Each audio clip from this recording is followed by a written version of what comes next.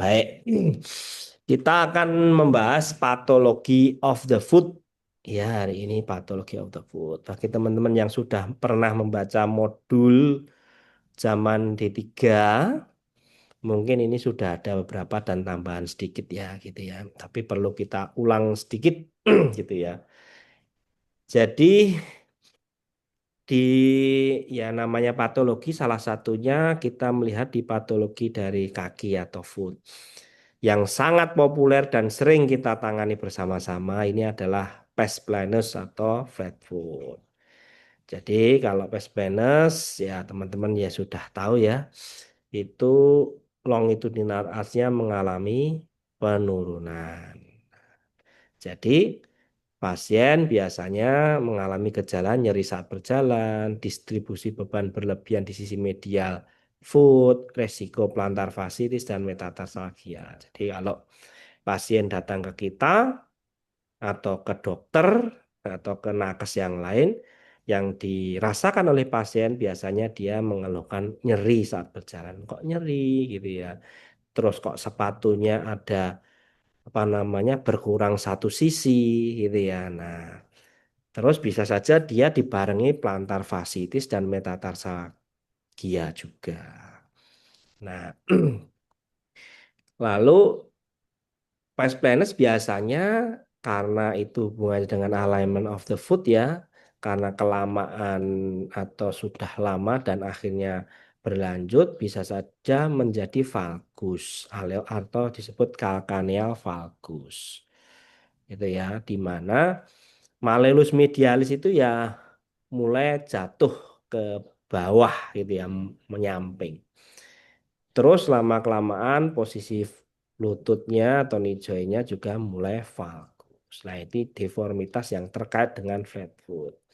Maka sebagai OP kita biasanya ya segera memberikan alat OP gitu ya, medial support berupa insul dan lain sebagainya itu nggih. Nah, jadi ya memang penata laksanaan kita berikan food ortotik ya sebaiknya custom karena dengan custom kan kebutuhan alignment yang tepat itu bisa tercapai. Walaupun tidak dengan custom pun secara apa namanya riset sudah ditemukan tanpa custom pun bisa ya. Tetapi kan namanya kalau cuman flat foot itu bisa saja terkoreksi. Tapi kalau sudah mulai dia menuju calcaneal valgus terus deformitasnya itu memang lentur sekali gitu ya. Akhirnya menunjuk ke lututnya juga mulai valgus. Nah, itu risiko. Maka memang idealnya kalau pes planus kita kasih custom foot orthosis dengan medial support yang sesuai dengan kebutuhan ketinggiannya dan pasti biasanya kita kalau melakukan pembuatan foot orthosis khususnya pes venous ya kita lihat alignment dari belakang ya dari posterior bagian tumitnya apakah sudah lurus seperti itu ataukah masih muncul calcaneus valgus gitu ya alignment itu harus kita perhatikan kalau hanya kita berikan insul saja yang ada arkusnya yang standar gitu ya belum maksimal gitu ya bisa saja kurang. Nah, namun di sini kan kita membicarakannya muskuloskeletal patologinya ya. Nah, kalau untuk foot orthosis dan lain sebagainya itu di mata kuliah yang lain. Nah, jadi seperti biasa bahwa memang kaki dengan yang memiliki lengkungan medial longitudinal minimal itu ya pressure distributionnya tidak baik gitu kan ya seharusnya pressure distributionnya bisa di heel terus first metatarsal kelima juga gitu ya seperti normalnya di gambar satu ini ya tapi dia jadi flat foot misalnya yang sampai level lebih parah nah ini otomatis walaupun kalau secara teori stabilitasnya nambah karena bidang yang nempel di tanah banyak gitu ya kan kalau flat foot bidang yang menempel itu lebih banyak kalau secara teori murni bahwa kalau banyak menempel berarti lebih stabil itu sebenarnya iya Cuman kalau pasien atau seseorang itu mau berjalan, stabilitasnya kan sebenarnya bukan hanya masalah yang menempel. Tapi dengan adanya arkus itu ada pencengkraman itu ya, mencengkram. Ada kontraksinya mencengkram. Terus dia mulai bergerak. Nah, ada kontraksi, ada mekanisme otot itu memanjang eksentrik dan konsentrik saat berjalan. Nah, jadi dibutuhkan memang arkus ini. Tidak sekedar hanya flat saja. Nah, insya Allah teman-teman sudah sangat canggih sekali kalau flat foot ini ya. Tapi kita hanya mereview-review sambil kita ingat-ingat bersama. Ya, jadi flat flatness kita bisa kasih insole dengan arch support. Terus bisa yang kedua kecatatan yang paling sering patologikal yang sering di foot ada pes kafus yang mana lengkungnya lebih tinggi daripada biasanya. Gitu nggih. Nah, ini pes kafus lengkung longitudinal kaki sangat tinggi. Nah, biasanya karena kelainan neuromuskular. Beban berlebih pada lengkung transversal. Jadi karena dia lengkung longitudinalnya itu tinggi, beban berlebih justru ditumpu di lengkung transversalnya pasien. Nah, lalu karena dia seperti gambar ini ya, dia kafus, otomatis dia memendek, apa namanya, foot length-nya ini kan terasa memendek ya. Jadi bebannya banyak menumpuk di metatarsal head atau kepala metatarsal gitu ya. Jadi biasanya peskafus akan apa namanya berkomplikasi menjadi ada kalus di metatarsal head. Lalu bisa saja juga ada komplikasi plantar fasciitis yang mana plantar fascia di bagian bawah dari foot itu dia menjadi itis, meradang ya. Plantar fascia yang mengitis atau meradang gitu ya. Meradangnya kenapa? Karena dia ketarik lebih sering ketarik ya. Seharusnya kalau normal kan dia tidak terlalu naik ini harusnya. Nah, dia terlalu overuse bisa saja lanjut ke plantar fasciitis. Nah, di perlekatan insersio atau origonya dari plantar fascia mungkin juga memerah disertai dengan radang-radang yang lain. Bisa juga metatarsalgia, hammer toe, toe-nya jadi kayak hammer itu ya, kontraktur yang terbentuk seperti kepala hammer. Nah, ini adalah afus yang akhirnya kadang berkomplikasi. Jadi memang kafus ini juga kondisi patologi yang sering ditemui oleh OP. Nah, kafus itu eh, juga ada derajat-derajatnya ya. Jadi awalnya seharusnya normal, ada arkus dikit. Lah kok semakin tambah ini arkusnya terlalu tinggi ya. Ini seperti gambar kedua. Gambar ketiga, gambar keempat ini jempolnya apa namanya toe-nya ya, jari-jari kakinya itu malah tidak ikut menumpu sama sekali ya. Tumpuannya malah banyak ini di head of metatarsal. Nah, ini. Terus Halux valgus. Halux valgus. Nah, ini kalau ini materi gambarnya ini ada di modul yang sebelumnya ya. Nah, ini valgus teman-teman sudah biasa. Nah, ini deviasi lateral jari kaki.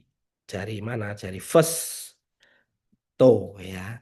Jari yang pertama ini bentuknya seperti L gini. Nah, ini ya kalau pasien-pasien biasanya kan merasa karena pakai sepatu yang lancip gitu ya, guru sekolah pakai sepatu lancip dan lain sebagainya. Nah, biasanya sih gejala ini ya gejala. Jadi kalau kita di patologi kita eh, harus tahu deskripsinya itu apa. Terus gejalanya yang dirasakan pasien itu, tanda-tandanya itu apa. Terus penata laksana. Penata laksana kan di teman-teman UW belajar sudah banyak. Namun di patologinya kita harus bisa mendeskripsikannya dan seperti apa sih yang dirasakan pasien.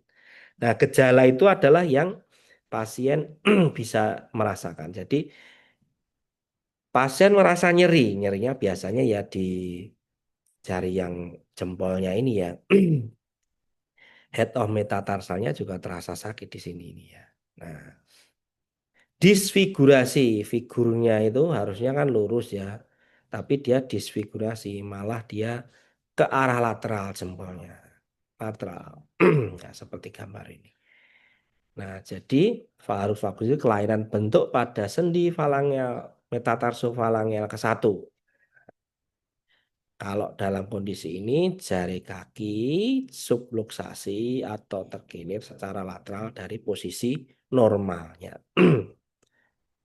Nah, biasanya pasien akan mengeluh pada sendi MTP ke satunya ini nyeri dan dia mengeluh kakinya cacat gitu ya karena bentuknya kan ya memang tidak normal gitu ya. Jadi kalau dalam note-nya ini ya ini setelah kelainan bentuk dimulai, tarikan extensor hallucis longus akan membantu mempercepat masalah. Jadi extensor hallucis longus, hallucis itu jempol, longus itu yang panjang, extensor itu ya otot extensor. Jadi otot extensor yang menggerakkan ekstensi jempol, yang ototnya itu panjang. Nah, ini berarti letak ototnya di posisi dorsal dari jempol ini ya. Nah, ini. Pasti kalau ada longus, ada brevis, gitu ya. Extensor hallucis longus, ada extensor hallucis brevis. Karena kalau ototnya cuma satu, mesti sebutannya hanya extensor hallucis gitu saja. Karena ada dua, yang satu extensor hallucis longus, nah, pasti ada extensor hallucis brevis. Nah, dengan ada tarikan dari extensor hallucis longus ini, kalau semakin narik itu kondisinya makin jempol ini naik. Jadi apa namanya kelingking jari kelingking kakinya ini kadang keinjek dari jempol ini. Ini karena tarikan dari extensor hallucis longus. Itu ya. Nah, mestinya ya semakin sakit ya dan bisa saja ya menimbulkan kecacatan-kecacatan lain. Bisa saja dari keduanya itu jadi ketindihan gitu ya, terus apa kukunya menimbulkan luka di jempolnya dan lain sebagainya. Maka memang ujung-ujungnya perlu penanganan OP juga. Walaupun tidak bisa kadang-kadang kita menangani hanya OP saja, mungkin harus operasi dulu gitu ya. Ada tendonnya yang harus diulur. Mungkin otot extensor hallucis longus ini oleh dokter harus di eksentriknya gitu ya, harus diulur lah gitu ya. Otot yang terlalu kencang biasanya oleh dokter itu kan metodenya banyak. Ada yang disobek, dikurangi gitu ya. Ada yang sobek, dipindah insersionya. Awalnya di posisi insersio untuk gerakan ekstensi, dipindah di gerakan fleksi kayak tendon transfer namanya. Gitu ya. Jadi macam-macam. Namun sebagai OP kita perlu tahu saja dan tugas kita itu kalau memang ada kendala kita tidak selalu bisa menangani OP sendiri. Harus kita rujuk ke dokter. Oh, mungkin harus ada penanganan dokter bedah ortopedi gitu ya. Nah, seperti itu. Oleh dokter nanti akan beri tindakan sesuai dengan keilmuannya. Nanti dirujuk balik ke kita, diusahakan toe-nya, jempol metatarsopalnya satunya sudah lurus, walaupun setelah misalnya di tendon transfer atau apa, terus dibalik gip, balik ke kita, kita mengimobilisasi, mempertahankan koreksi dari dokter itu, nah itu bisa dengan ortosis-ortosis. Mungkin ya kalau kita sudah pernah menangani ada yang dikasih kayak hammer to splint gitu ya yang modelnya plastik di sini sampai sini terus ada tarikannya ke sini. Itu kalau kasusnya belum parah dan dia masih fleksibel deformitasnya masih memungkinkan. Tapi kalau dia sudah fix deformity ya ya sakit dipaksa gitu gitu. Sebagai OP ya kita tidak boleh "Ah, ini bisa pasien yang lain bisa kok ditarik ke sini gitu. Padahal tarikan jempol ini ke arah medial ini kalau kondisi sendinya itu tidak posisi yang fleksibel, itu ditarik justru yang lain mungkin terganggu alignmentnya dan nyeri muncul. Jadi kita memberikan tekanan-tekanan, koreksi itu harus melihat kondisi patologis, kemampuan sendi untuk elastisnya masih ada enggak, tendonnya posisi sudah kenceng banget, apakah masih fleksibel mungkin untuk ditata dengan alignment. Prinsipnya sebagai seorang OP, jika kita manipulasi dengan tangan bisa, berarti koreksi manipulasi itu bisa kita pertahankan dengan ortosis. Jadi misalnya jempol ini dimanipulasi dengan tangan kita di arah medial kan lurus, kok bisa pakai tangan? Berarti ini dikasih ortosis, dipegangin, itu bisa. Tapi kalau pakai tangan saja nggak bisa dan dia pasien terasa sakit dan bahkan nggak gerak sama sekali, terus kok di casting oleh teman-teman itu, terus rektifikasi, terus mau rektifikasi, apa negatif kasnya diluruskan atau positif kasnya yang ditambah, nah itu hasilnya memaksa. Itu sebenarnya koreksi yang ya tidak tepat. Itu berarti apa namanya tidak sesuai dengan kemampuan sendi itu untuk terkoreksi. Prinsipnya kita mengkoreksi sampai batas sendi atau tulang atau apa namanya organ itu mampu terkoreksi secara manual. Di manual dikoreksi, kita pertahankan. Jadi prinsipnya mempertahankan koreksi dari manipulasi tangan kita.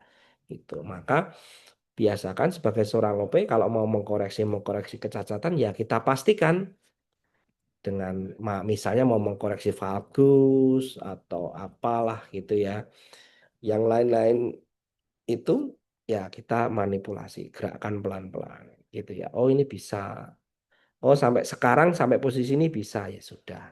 Castingnya pun. Jadi idealnya kalau kita casting ya posisi terkoreksi maksimal pakai tangan kita seberapa, casting kita harus di posisi mempertahankan koreksi itu yang pas itu ya. Terus kita kalau melakukan pengecoran rektifikasi ya jangan ditambahi lagi kalau itu sudah sesuai.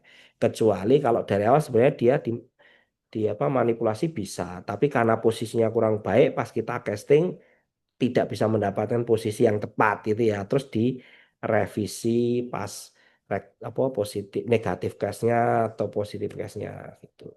Tapi itu tidak ideal. Idealnya ya manipulasinya pasnya berapa, casting dipertahankan posisi terkoreksi yang maksimal tadi berapa.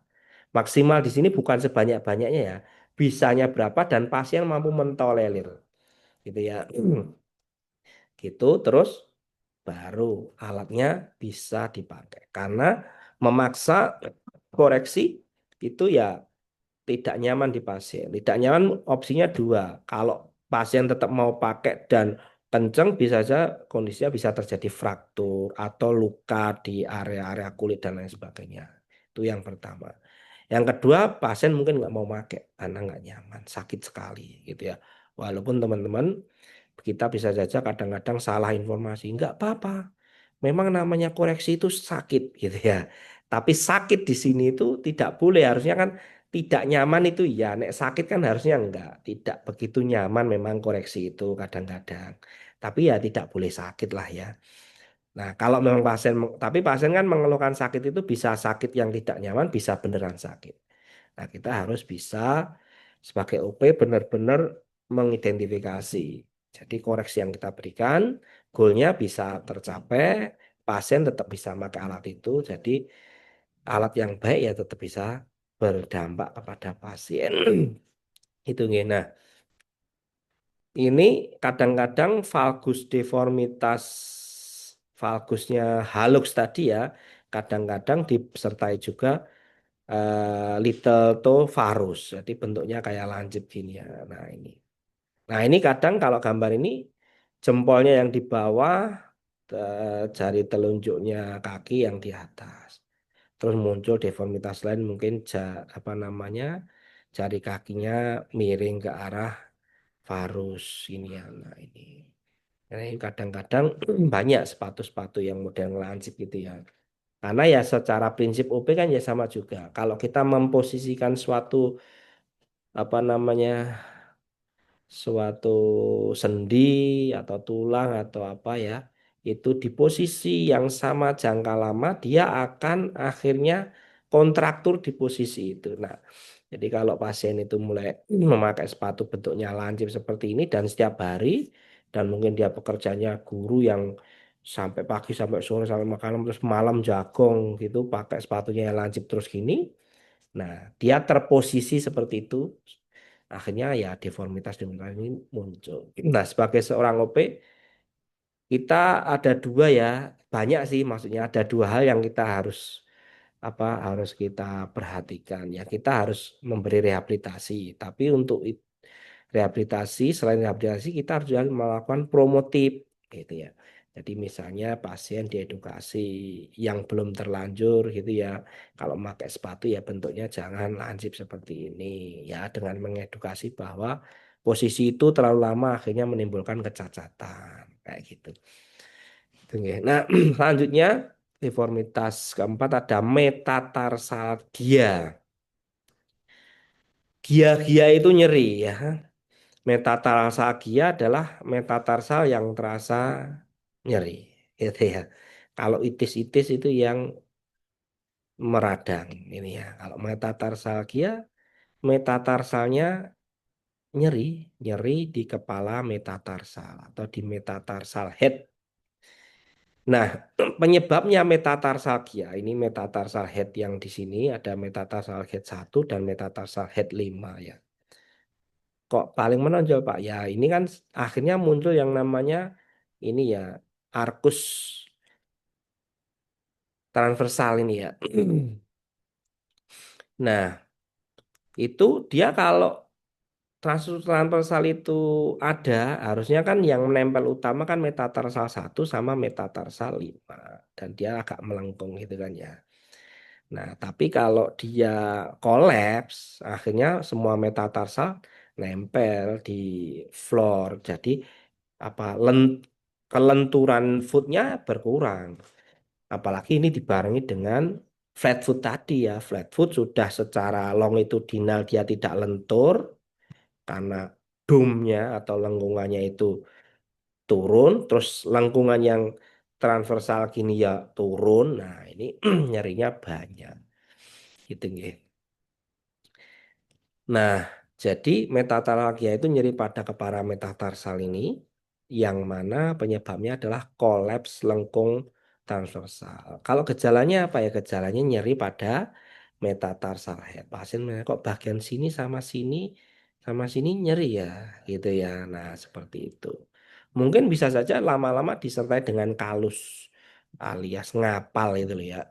Karena kalus itu kan nempel menumpu ada pressure terlalu berlebihan terus-terusan akhirnya ngapal alias kalus. Nah, jadi apa yang harus kita lakukan ya? Kita harus memunculkan metatarsal ars gitu ya, dibantu metatarsal ars. Mestinya ya kita kalau mau memberi metatarsal ars ya bukan hanya jendolan seperti ini ditempelkan di foot ya, bisa saja bentuknya itu insulfulen gitu ya, bagian situ ada metatarsal apa ada arkus transversal gitu ya, atau ditambah juga di media arsnya sekalian dibentuk sesuai dengan bentuk kaki. Jadi idealnya ya kita bikin custom foot orthosis tapi spesifiknya adalah adanya lateral lateral ada transverse arch ya, arkus ini yang seperti ini ya, yang teman-teman biasanya kalau casting dikasih jempol di sini nih ya melendung gitu, atau kalau rektifikasi dibentuk sendiri kayak gitu ya.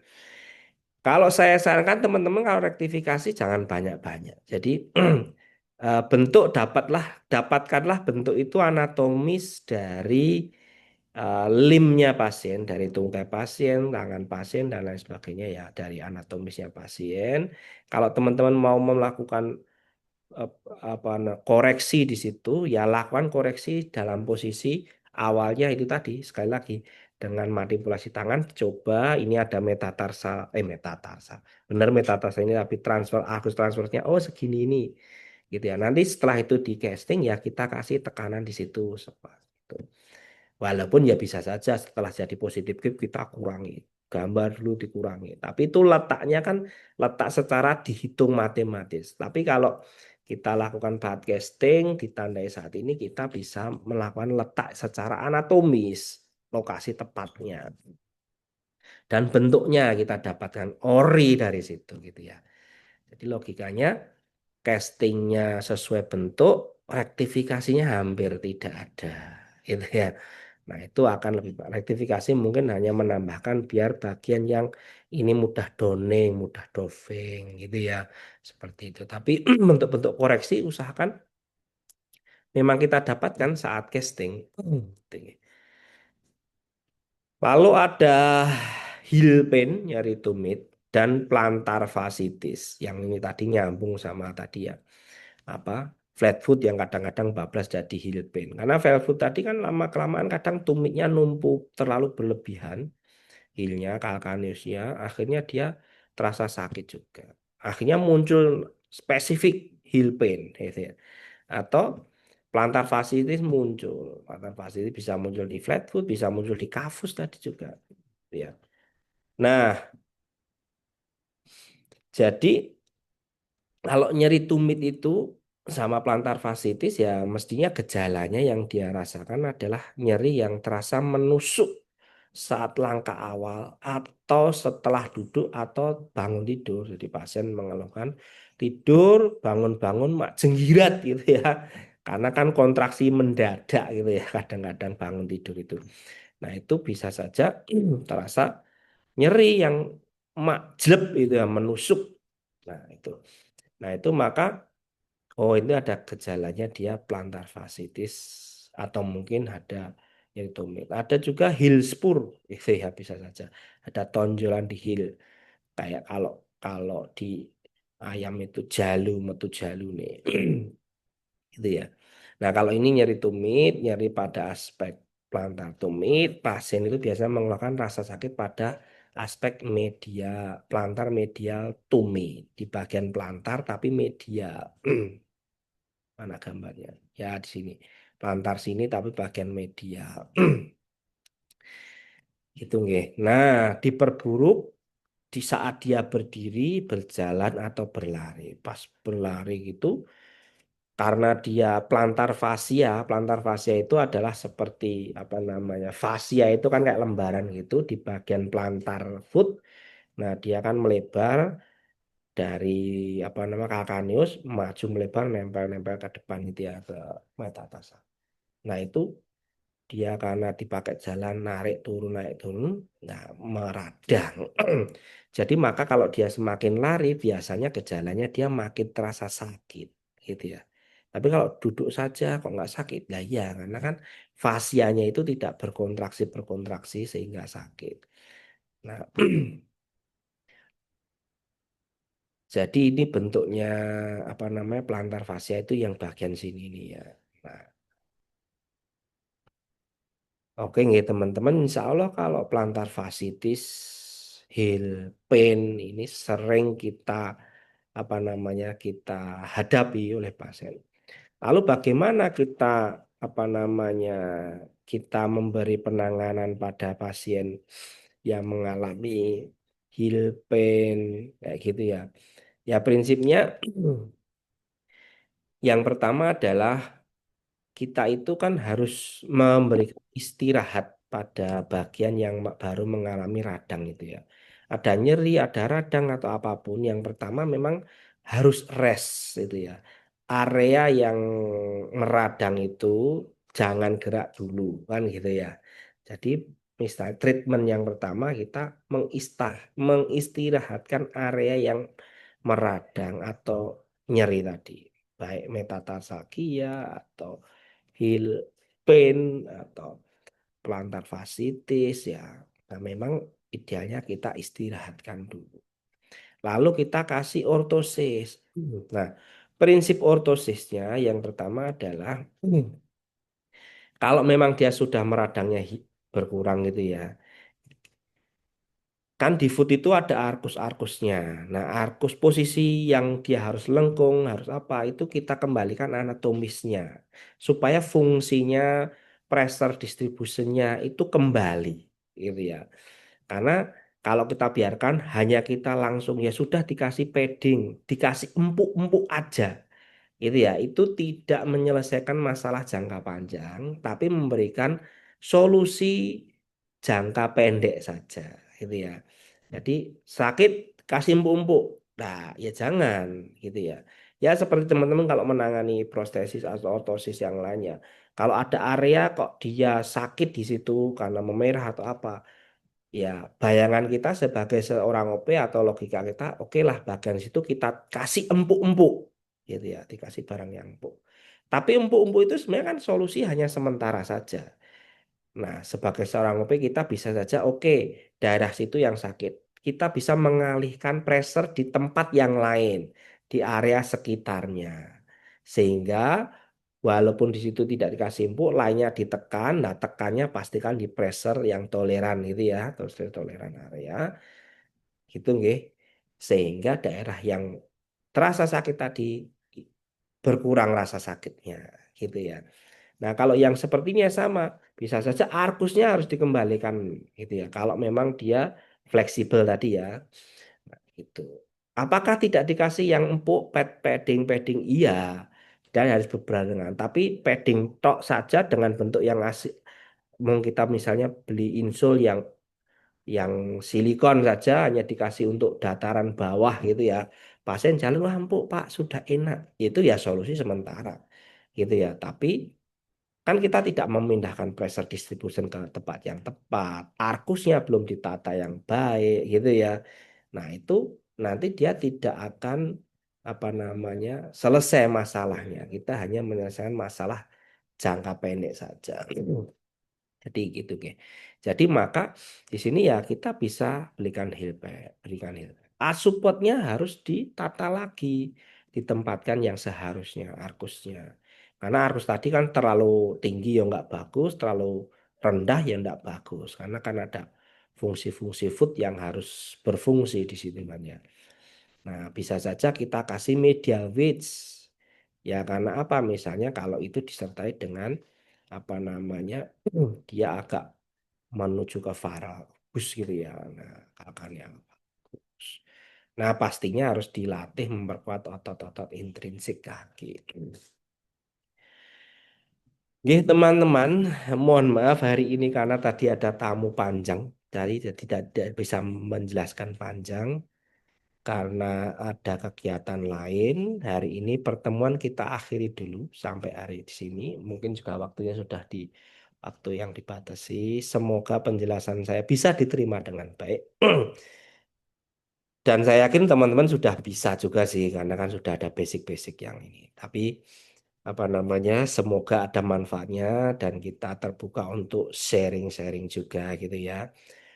Sekali lagi materi yang saya tambahkan itu ada di Google Drive, di Google Doc ini saya tambahkan terus. Namun materi ini sekali lagi hanya materi sebagai bukan satu-satunya sumber, tapi materi pemancing kita untuk belajar. Jadi teman-teman harus juga membaca buku yang lain, melihat jurnal-jurnal yang lain, menggunakan teknologi Google itu ya, melihat sebenarnya perkembangan ortosis untuk metatarsalgia sekarang seperti apa gitu ya. Itu adalah memperkaya pengetahuan kita mengenai penyakit. Memang pada dasarnya apalagi kalau di diploma 4 ya, teman-teman di level sarjana itu fokusnya adalah menambahkan pengetahuan teman-teman untuk critical thinking. Jadi melihat sesuatu itu dilihat bukan hanya sekedar berdasarkan instruksinya ini, tapi ini masalah ini atau hal ini dipandang dari sini, dipandang dari sini, dipikirkan kritis bagaimana ini gitu ya. Maka tidak boleh teman-teman hanya menggunakan satu sumber belajar. Pastikan banyak membaca dari jurnal-jurnal lain. Itu nggih. Selanjutnya dosen juga bukan yang dianggap paling benar, tapi hanya fasilitator gitu ya. Karena ilmunya kan memang luas gitu ya. Dosen hanya fasilitator. Jadi teman-teman pasti akan merasa, enggak sekarang ada mungkin yang tepat gini atau saya kok belajar ini itu benar. Justru itulah yang harus muncul di teman-teman. Oh gini gini. Tapi pastinya semua pendapat itu kan banyak. Nah kita kumpulkan. Justru nanti teman-teman kalau di akhir pembelajaran apa namanya D4 sarjana apapun itu kan ada skripsi. Skripsi itu adalah ya ini ada sebuah masalah, ada suatu hal kita anggap itu masalah. Terus dikupas-kupas dicari, oh nyari teorinya apa, hipotesisnya apa, gitu kan ya. Terus kita uji bener nggak? Memang sih menurut teori gini, tapi menurut populasi yang ini seperti ini.